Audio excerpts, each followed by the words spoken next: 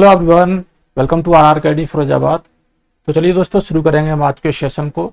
आज के सेशन में हम डिस्कस करने जा रहे हैं यूकेपीएससी इंग्लिश लेक्चरर 2026 का लास्ट डे का जो क्लास था, स्कोर बूस्टर एमसीक्यूज पार्ट 23। ये टेक्निकल एरर की वजह से अधूरा रह गया था, तो उसी पार्ट को हम कंटिन्यू करेंगे। मीटू से एमसीक्यूज डे 23 पार्ट सेकंड है। ये जो क्वेश्चन हमारे एमसीक्यू 23 पार्ट 1 में हो गए थे उससे आगे चलने वाले हैं, और ये स्पेसिफिक क्लास है यूकेपीएससी इंग्लिश लेक्चरर 2026 के लिए। हालांकि बाकी के एग्जामिनेशन में भी ये इंपॉर्टेंट रहेगी क्योंकि ये कंप्लीट इंग्लिश ग्रामर पर बेस्ड एमसीक्यू सेशन है। ठीक है, तो चलिए स्टार्ट करेंगे। क्लास को शुरू करने से पहले एक बहुत ही इंपॉर्टेंट सूचना है आप सभी के लिए। ऐसे सभी कैंडिडेट जो यूकेपीएससी लेक्चरर 2026 के लिए प्रिंटेबल कस्टमाइज नोट्स परचेज करना चाहते हैं, we are academy FZD official application पर जाकर पीडीएफ नोट्स वाले सेक्शन में जाके आप सेक्शन वाइज या टॉपिक वाइज अपने नोट्स को परचेज कर सकते हैं। अगर आपको कोई सा टॉपिक पसंद है या डिफिकल्ट लगता है जो आपको पढ़ना है, तो आप सेपरेटली उसे बाई कर सकते हैं या बल्क में भी परचेज कर सकते हैं। और ऐसे सभी कैंडिडेट जो यूकेपीएससी इंग्लिश लेक्चरर 2026 के लिए ये देखते हुए कि अब कुछ थोड़ा समय कम बचा हुआ है, मान लीजिए कि जून में अगर एग्जामिनेशन होता है तो 3 मंथ आपके पास है, और पेड कोर्स लेना चाहते हैं तो सिर्फ 1099 रुपये में, यानी कि 1099 रुपए में आपको 3 महीने की वैलिडिटी के साथ में कंप्लीट कोर्स मिल रहा है, जिसमें पेपर 1, पेपर 2, पीडीएफ नोट्स सारी चीजें आपको मिलेंगी 1099 रुपीज में। इसके लिए आपको करना क्या होगा, आपको दिए हुए इस नंबर पे, जो नंबर आपको दिखाई दे रहा है, इस नंबर पे आपको मुझे व्हाट्सएप करना है। ठीक है ना। ऐसे सभी कैंडिडेट जो 3 मंथ्स वैलिडिटी के साथ में कोर्स में एडमिशन लेना चाहते हैं, उनका एडमिशन मैनुअली एप्लीकेशन पे किया जाएगा। आप मुझे डायरेक्टली व्हाट्सएप करें, आपका एडमिशन हो जाएगा। ठीक है ना। और जो कैंडिडेट कंप्लीट वैलिडिटी चाहते हैं उसकी फीस आपकी 2999 रुपीज है, जिसमें आपको 2 साल की वैलिडिटी मिल रही है। अगर आप 2 इयर्स वैलिडिटी के साथ में परचेज करते हैं तो 299 है। अगर 3 मंथ्स वैलिडिटी के साथ में परचेज करते हैं कोर्स को तो आपका जो प्राइस है 1099 है। कंटेंट दोनों का सेम रहेगा, बस वैलिडिटी का डिफरेंस है। ठीक है ना।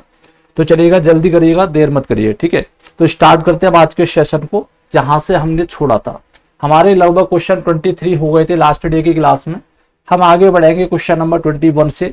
ठीक है ना। 1-2 क्वेश्चन रिवाइज हो जाएगा, कोई दिक्कत वाली बात नहीं है। तो क्वेश्चन नंबर 21 है, इनडायरेक्ट स्पीच पूछा गया है। क्वेश्चन है, he said let's not stay here, let's go home. ये हमारा एक रिपोर्टेड स्पीच है, इसे इनडायरेक्ट नरेशन में हमें चेंज करना। इस तरीके के क्वेश्चन आपके एग्जामिनेशन में देखने के लिए मिलेंगे। तो चलिए, सेंटेंस हमारा कौन सा वाला है, लेटस वाला है। लेटस वाले जो वाक्य है उनको इनडायरेक्ट स्पीच में चेंज करने के लिए हमारे पास 2 तरीके हैं। उसको हम सजेस्टेड, यानी कि लेटस वाले सेंटेंस को सजेस्टेड और उसके बाद में जीरड का यूज करके भी कर सकते हैं। तो एक तो ऑप्शन हमारा है, ही सेड को चेंज किया हमने सजेस्टेड में, ही सजेस्टेड, और क्या है, नॉट है, ही सजेस्टेड नॉट, और स्टे को क्या कर दिया, स्टेइंग कर दिया। He suggested not staying, here को चेंज किया देयर में, mean to say he suggested not staying there, और कॉमा लगा हुआ है तो एंड लगा दिया, एंड। और ये क्या है, गो, गो को भी हमने क्या जीरड लगा दिया, गोइंग होम। एक तो ऑप्शन हमारा ए करेक्ट हो गया। क्लियर है। दूसरा इसका जो तरीका है, लेटेस्ट वाले सेंटेंस को हम प्रपोज्ड दैट में भी चेंज कर देते हैं। तो इस तरीके से भी ऑप्शन आपके एग्जामिनेशन में देखने के लिए मिल सकता है।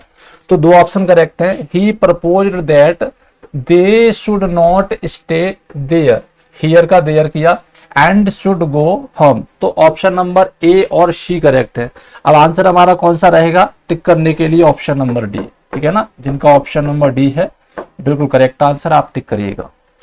चलिएगा, आगे बढ़ते हैं अगले क्वेश्चन पर। Change into direct. अब हमें क्या करना है, इसको डायरेक्ट में चेंज करना है।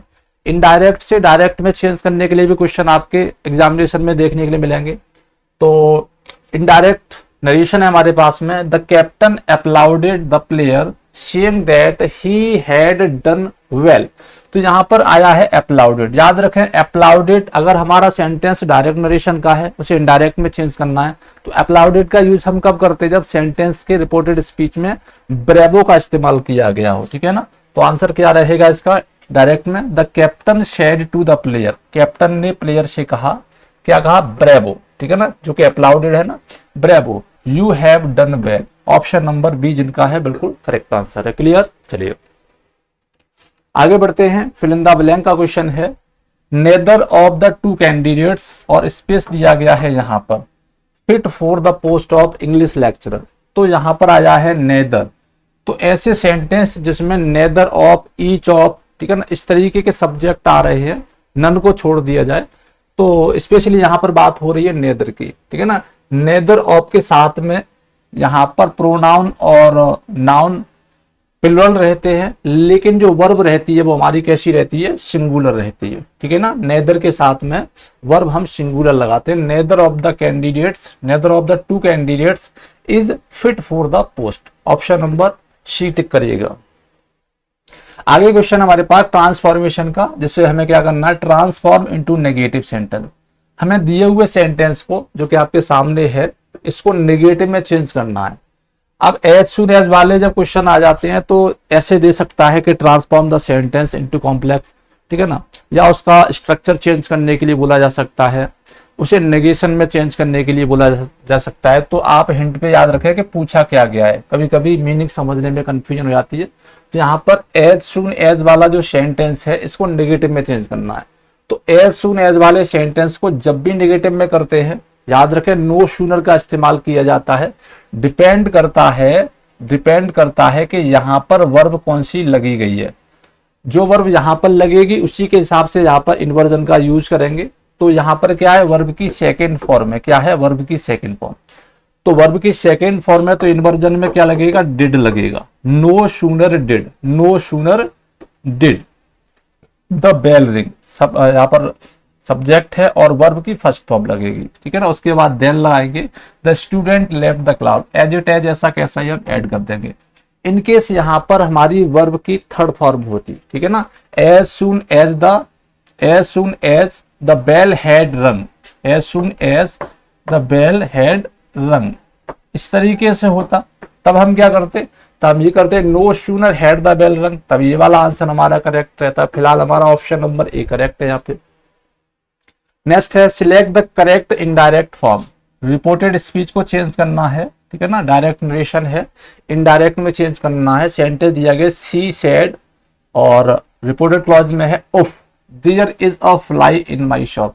तो जब कहीं पर एक्सक्लेमेशन साइन के साथ में उफ आ जाए, ये हमारा डिस्गस्ट यानी कि घृणा, हेट, इस तरीके की फीलिंग्स को बयां करता है। तो ऐसे सेंटेंस को चेंज करने के लिए हम क्या करते हैं, exclaimed with disgust, exclaimed with disgust का यूज करते हैं। तो C exclaimed with disgust that there was a fly in her shop. अब यहाँ पर माई दिया गया है, फर्स्ट पर्सन प्रोनाउन है, ठीक है ना, तो सब्जेक्ट के अकॉर्डिंग चेंज करेंगे। माई पॉजिटिव केस में है तो सी का पॉजिटिव केस क्या हो जाएगा, सी का पॉजिटिव केस हो जाएगा हर, ठीक है ना। इज दिया गया है, पास्ट में चेंज करेंगे तो क्या हो जाएगा, वाज हो जाएगा। क्लियर है। चलिए ऑप्शन नंबर ए जिनका है बिल्कुल ठीक है।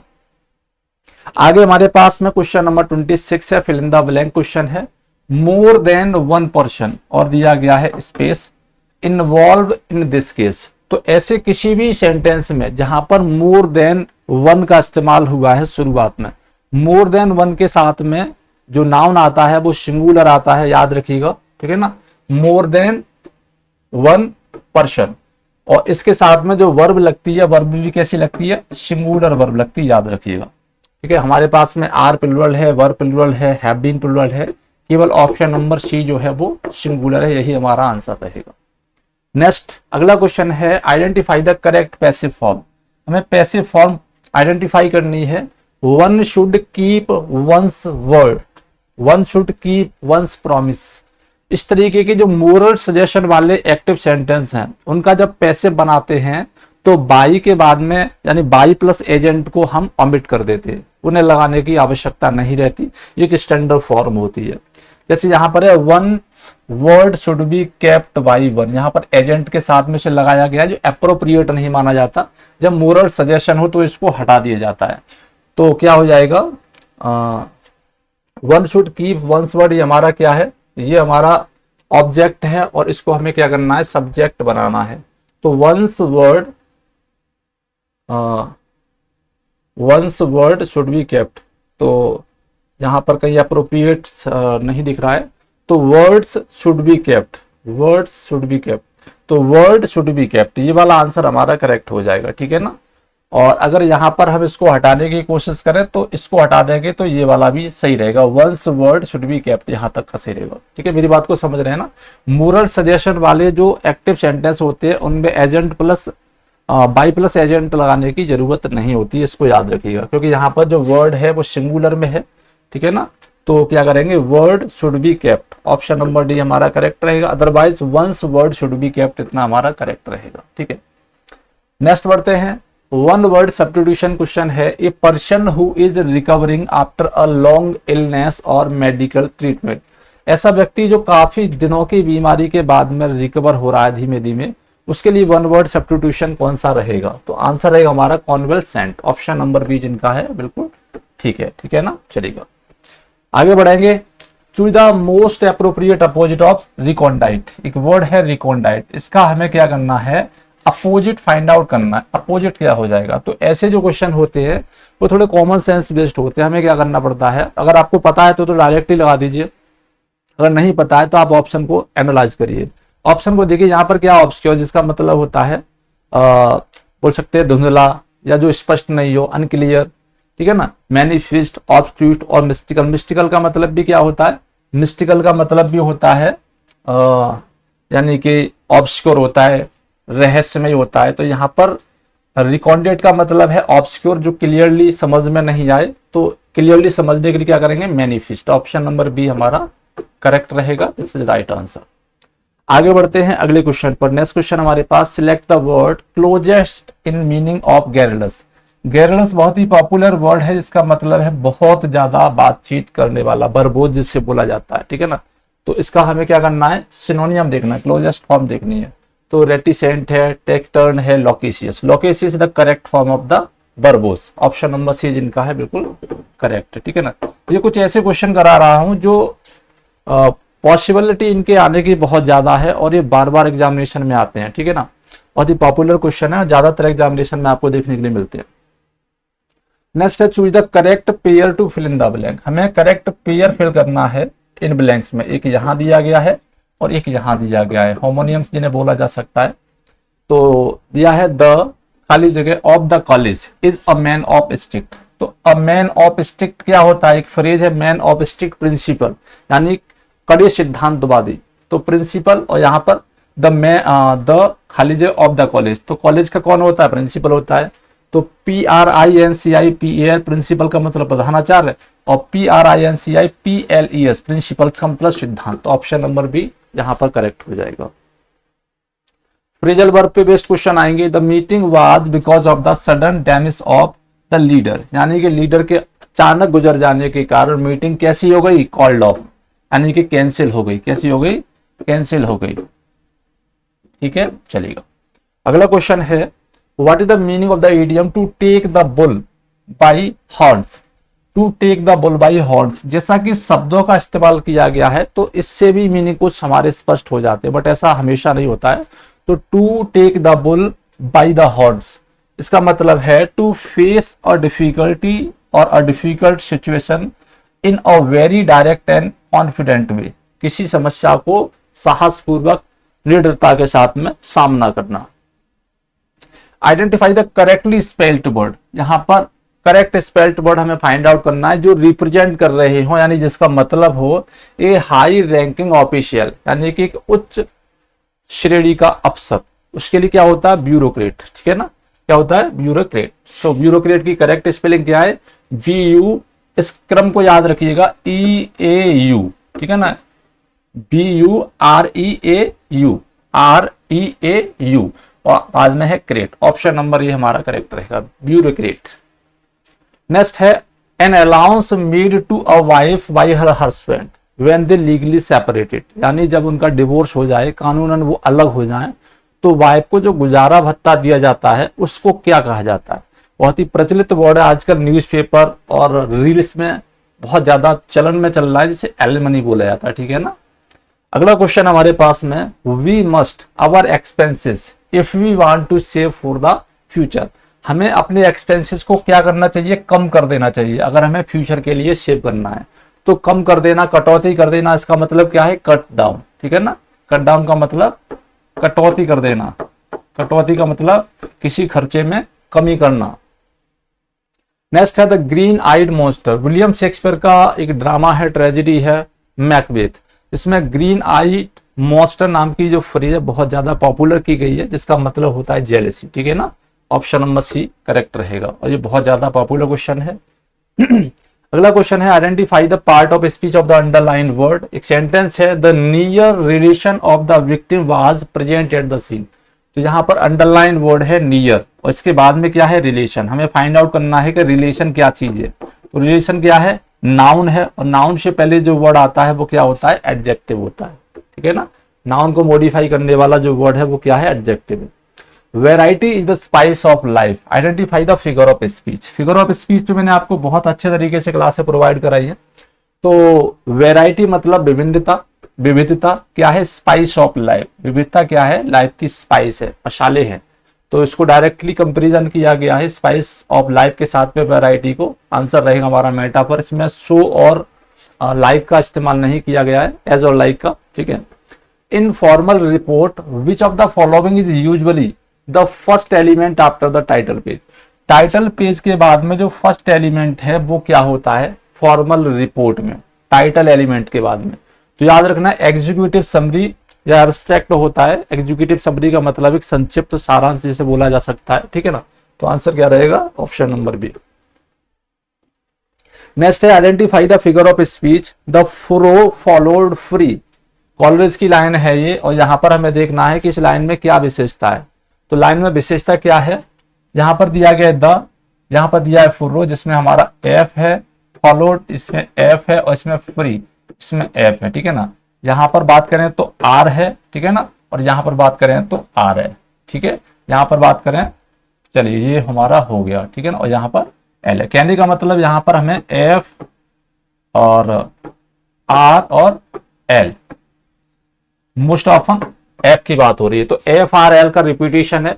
जब कहीं पर जो कॉन्सोनेंट है उनका रिपीटेशन होता है तो इसे हम क्या कहते हैं, अलिटरेशन। ऑप्शन नंबर बी जिनका है बिल्कुल ठीक है। नेक्स्ट वन हमारे पास question number 41। In letter writing what does the term full block format imply. एक होता है फुल ब्लॉक फॉर्मेट, ठीक है ना, और एक होता है ब्लॉक फॉर्मेट। तो फुल ब्लॉक फॉर्मेट में जो लेटर राइटिंग कंस्ट्रक्शन है वो किस तरीके से किया जाता है, किस जितने भी एलिमेंट होते हैं लेटर के, चाहे डेट हो, सेंडर से एड्रेस हो, रिसीवर से एड्रेस हो, सैल्यूटेशन हो, कुछ भी चीज हो, क्लोजर हो, सब कुछ लेफ्ट अलाइन में होता है। ठीक है ना, और बिना किसी आइडेंटिशन के होता है, यानी कि बिल्कुल भी स्पेस नहीं दिया जाता किसी लाइन में। जैसे आइडेंटिशन का मतलब है कि कभी कभी पैराग्राफ इस तरीके से लिखा जाता है, ऐसे ये लिखा, ठीक है ना, उसके बाद में ऐसे लिखा, ये क्या है, ये आइडेंटिशन है। यहाँ पे 1 स्पेस या 2 स्पेस का क्या है, आइडेंटिशन है, यहाँ लाइन छोड़ के। लेकिन फुल ब्लॉक फॉर्मेट में क्या है, लाइन ऐसे ही लिखते चले जाएंगे। ठीक है ना, किसी भी तरीका, अब मान लो पैराग्राफ चेंज भी करना है तो बिल्कुल भी लाइन को आइडेंटिफाई नहीं करेंगे। ठीक है ना, कंटिन्यूअस इस तरीके से करते चले जाएंगे। ठीक है, सिर्फ स्पेस देंगे। लेकिन जो जिसमें आइडेंटिफिकेशन की जाती है उसमें क्या होता है, थोड़ी सी लाइन को आगे या आगे कर दिया जाता है या पीछे कर दिया जाता है, जैसा आइडेंटिफिकेशन उसमें किया जाए। ये आइडेंटिफिकेशन है, ठीक है ना, और ये विदाउट आइडेंटिफिकेशन है, जिसमें लाइनें कंटिन्यूअस एक ही सीरीज से स्टार्ट होती हैं। तो फुल ब्लॉक फॉर्मेट में क्या है, all element including date, closing, start at the left margin. Option number B correct है। नेक्स्ट है which part of speech is the word but in the sentence. ये सेंटेंस हमारे पास में, इसमें पूछा गया है कि जो बट है वो कौन सा पार्ट ऑफ स्पीच है। तो याद रखेंगे, जब बट का मतलब किसी सेंटेंस में ओनली होता है, मतलब सिर्फ, यहां पर क्या है, it is but right to admit our fault, मतलब it is only right to admit our fault, अपने फॉल्ट को एक्सेप्ट करना ही सही है। ठीक है ना, तो बट यहां पर ओनली का काम कर रहा है, और ओनली क्या है, एडवर्ब का काम करेगी। ठीक है, ऑप्शन नंबर सी जिनका है बिल्कुल करेक्ट है। नेक्स्ट वन है identify the figure of speech he is no फूल।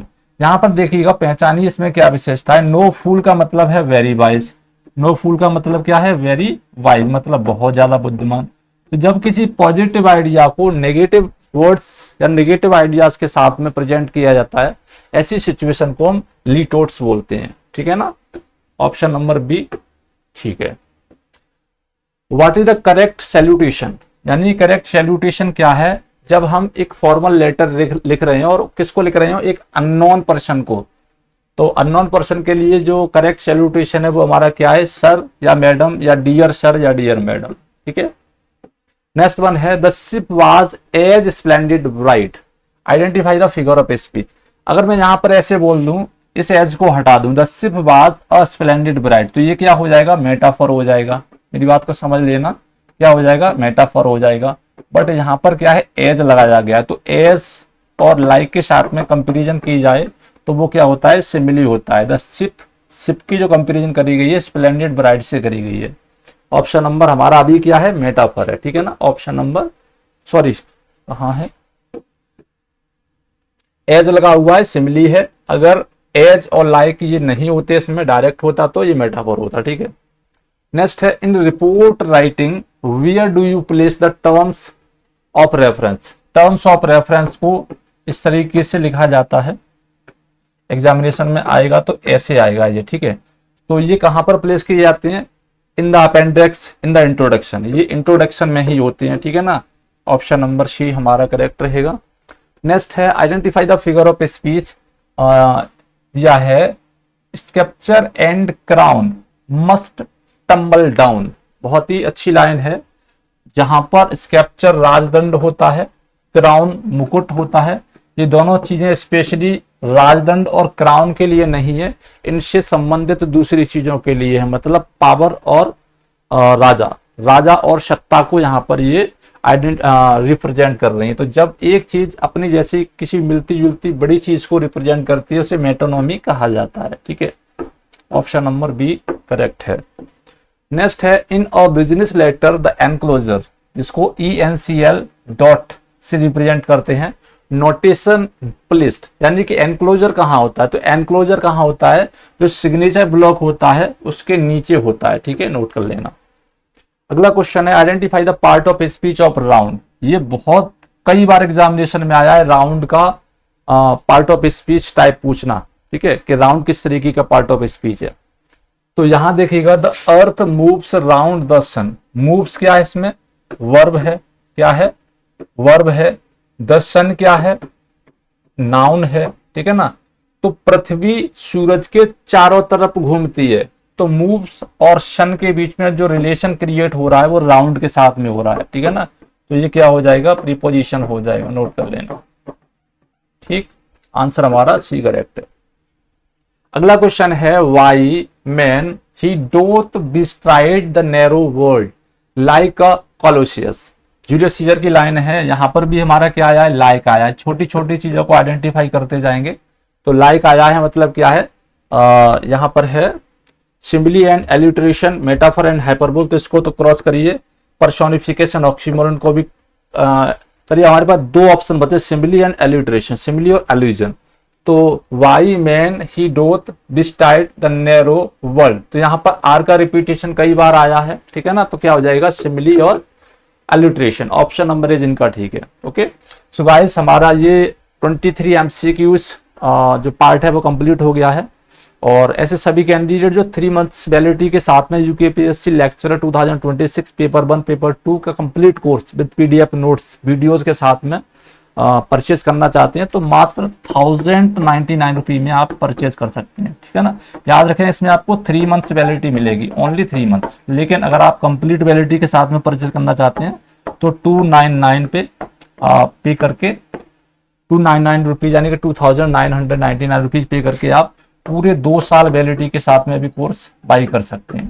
ठीक है ना, कोर्स बाई करने के लिए आप मुझे व्हाट्सएप करिएगा 9058585263 9058585263 पे, या फिर RR Academy FZD official application को प्ले स्टोर से डाउनलोड कर लीजिएगा, वहां से आप कोर्स बाई कर लीजिएगा। ठीक है, धन्यवाद।